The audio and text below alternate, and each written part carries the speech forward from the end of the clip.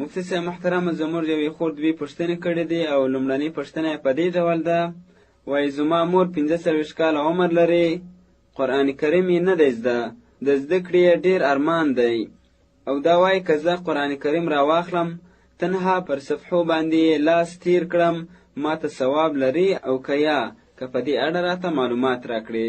ښاغلی مفتي صاحب مهرباني وکړئ. د دې خور د لومړۍ پوښتنې په جواب کې به ووایو صرف یوازې د کتلو او د تعظیم کولو ثواب ورکول کیږي، د ویلو ثواب نه لري. یعنی د قرآن کریم د تلاوت ثواب نه لري، ځکه تلاوت په ژبه سره د قرآن مجید د الفاظو د ادا کولو نوم دی.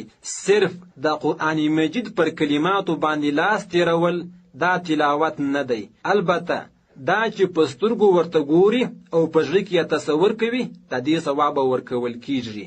وهو الموفق وفي مراقي الفلاح لأن قراءة فعل اللسان مراقي الفلاح صفحة 22. وقراءة القرآن في المصحف أولى من قراءة عن ظهر القلب لما روى عبادة بن صامت رضي الله تعالى عنه عن النبي صلى الله عليه وسلم أنه قال أفضل عبادة أمتي قراءة القرآن نظرا، ولأن فيه جمعا بين العبادتين وهو النظر في المصحف وقراءة القرآن. فتاوى خانية على هامش الهندية جد أول صفحة سلودش بيتا تاسو مسائل او ده غي حل جلد سلرم صفحة بندسو ولس. تعليم الإسلام راديو.